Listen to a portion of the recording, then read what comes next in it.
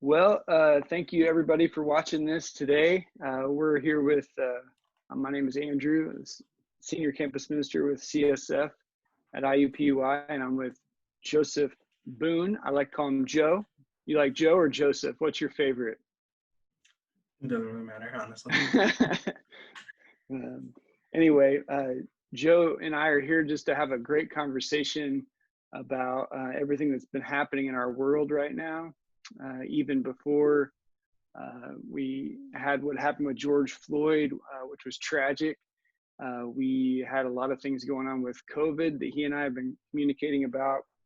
And not only that, but Joe and I have had a ton of conversations previously that I've always wished that the entire body of our organization could just be a fly on the wall to hear those conversations, because they've been transformative in my life, and I really want them to be transformative in everybody else's lives as well. So Joe, just tell us a little bit about yourself. What brought you to IUPUI? Where are you at in your education? And everything like that. Yeah, I came to IUPUI partially just because of all the hospitals around campuses. So I've always wanted to be a physician, I think since I was 6.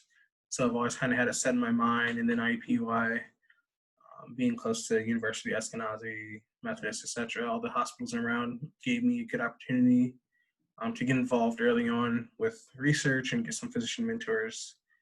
So I've gone through IUPUI, got degrees in biology and chemistry, and then now I'm going into my second year of med school. Wow, so much school. Pressing on through the pandemic and everything. You guys have been doing a great job. His wife, Megan, is also studying to be a physician assistant as well. And so they're both hitting the books pretty hard right now. And we married them in the midst of the pandemic on March 28th, and they're going to have a big celebration on July 11th. So much is happening in your life. So I just was wanting to just kind of pick your brain about some of the things that we've already talked about before, but what are some of the emotions and how you've been feeling coming through this whole process of seeing what's happening in our country? What are some of the things that God's been putting on your heart, and what's been running through your mind? And just wanted to hear from you and hear your voice today. Yeah, I think I'm obviously angry, sad.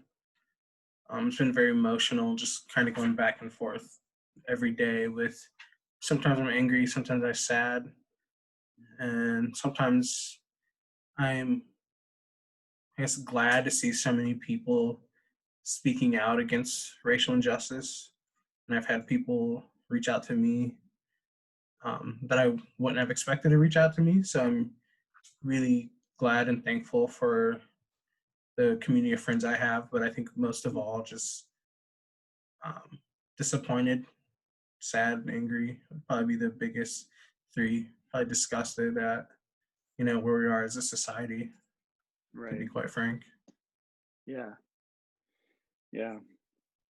And I've been feeling a lot of those emotions as well, just definitely not as you have, but feeling them for you and for so many people. And I loved seeing what the med school did yesterday, actually, that they peacefully protested and came out, and that was really, really neat to see.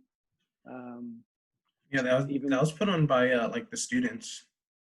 Oh, that was the students. Oh, yeah, wow. The students put that on, and I think the organizer said they were only expecting like 30 to 50 people, and I think it wound up being close to 1,000.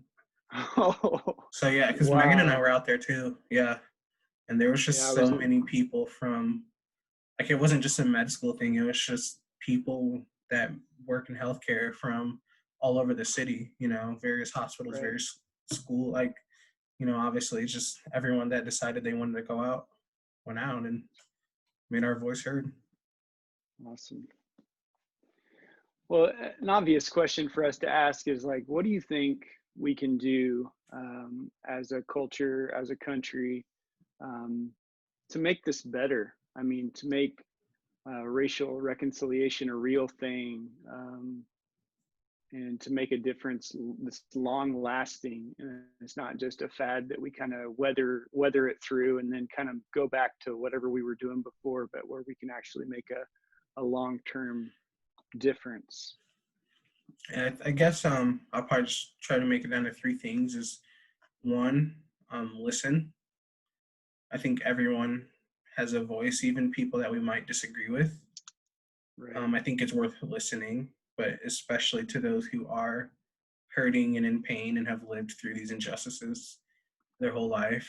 Two, probably educate. So there's a lot of documentaries, there's a lot of books, New Jim Crow, Under Our Skin. Forgot a bunch of the other, but there's so many books available. You can just look up lists of books and documentaries that explain so much. And then the third thing is just check ourselves. Like, we need to be willing to sit down and really examine ourselves to see what biases, what microaggressions, what stereotypes do I believe or participate in without even realizing that it's hurting someone.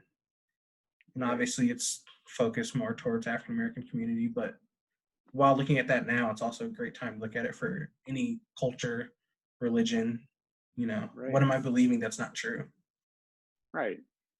Because as Christians, I mean, we're a part of a movement that has always been predicated upon and just love diversity. And one of the very first faith movements where every single race and every single ethical background is welcome and enjoyed throughout our history as Christians. And so we definitely need to continue to see that to happen. I've written those three things down, and I really appreciate it. Especially, you mentioned that to me. We had some time to talk before we started really recording, and Under Our Skin was one that really resonated with you because it was written by a former NFL football player who's also a Christian. Yeah, Benjamin Watson. Yeah.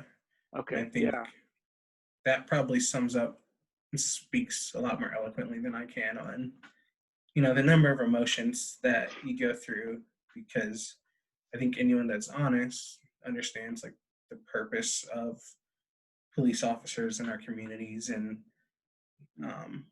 just understanding. He kind of does a really good perspective of like the role of police officers, why I'm angry, why I'm sad, while I understand why certain people feel this way. And him being a Christian makes it really great because he does mention God in it and talks about how he prayed through his feelings. And my dad was also a police officer for a number of years, so obviously that's right. He's a retired police officer, isn't he?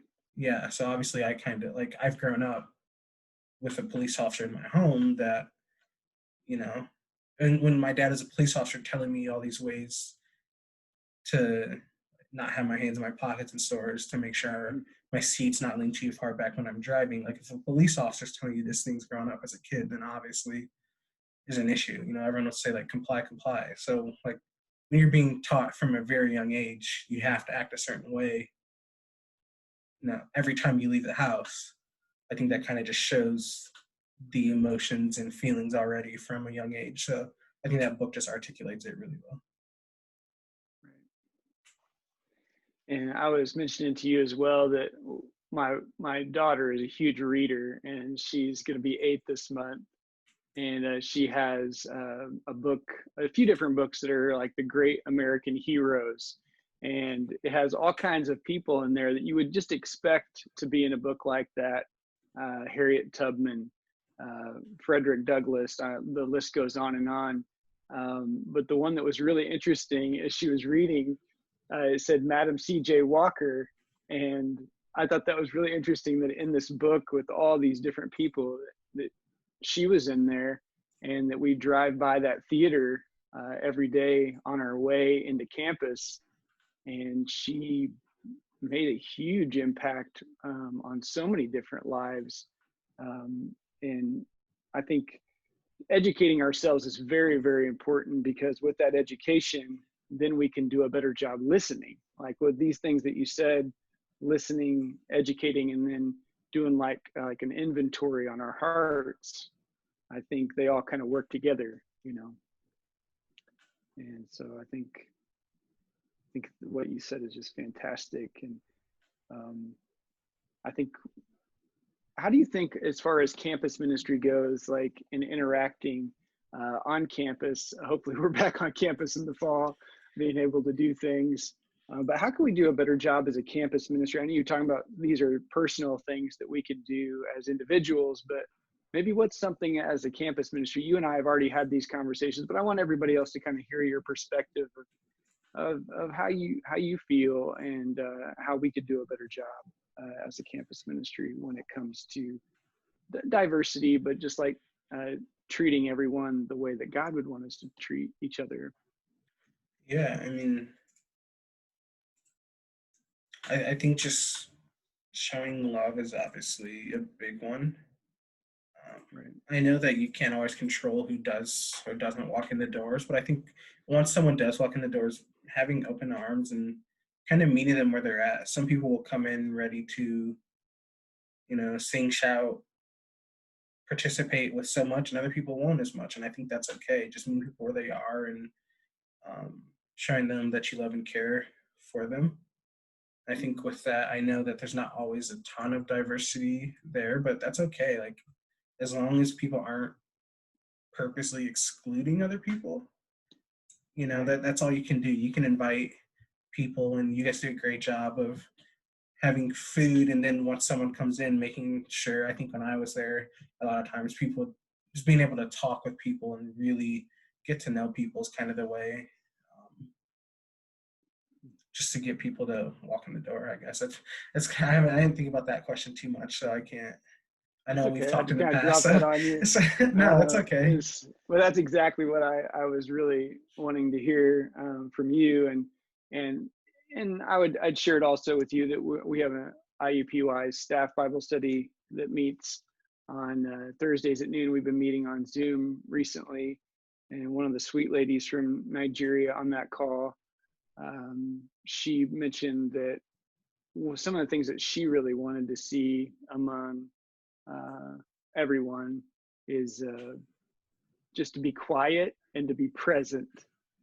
And I thought that was pretty powerful, because our initial reaction is, as those who are white, or maybe don't understand as much as what's going on with the Black community, we want to be loud. And she was just saying, be quiet, be present, get to know those around you, just like you were saying. And I mentioned this to you before too, that I think a big thing that needs to happen is humility. And no matter what, and you and I had this conversation too before you guys got married, you and Megan, but humility is key. Because if we can humble ourselves, then we can actually make progress in whatever relationship it is. But as long as that pride is still there, we can't make any progress. We can't move forward. And that is something that God is not going to. He is able to humble, of course, those who walk in pride, but He's waiting for us to make that decision to humble ourselves. So. Anyway, thank you so much for sharing your heart. I would really like to pray for us as a country, as a campus, that we would have the heart of God. I love at the end of the Bible when it talks about there being representatives from every tribe, tongue, and peoples. I mean, all gathered together to worship the Lamb who was slain. I mean, it's so powerful. And we better like diversity. We better like that everybody is different, because that is how it's going to be for all of eternity. If we're looking for a place where everybody's going to be just like us, maybe we're not following the right Savior. We're looking in the wrong places. Right. So let me pray. God, thank you so much for Joe and his faith in you. I thank you for his consistency in his education. And I thank you for his friendship. He's made such an impact in my life, and just helping me to understand how he's feeling. And it's okay for us to be to feel angry and to feel disappointed. And but God, I pray that our country would just heal, and there would be good communication, and that you would be honored and glorified. And more than anything, God, we just want to be specifically for our organization, we want to be just full of love, full of humility, and we want to have your heartbeat, which is a love for every single human being on earth. God, we love you. It's in Jesus' name we pray. Amen.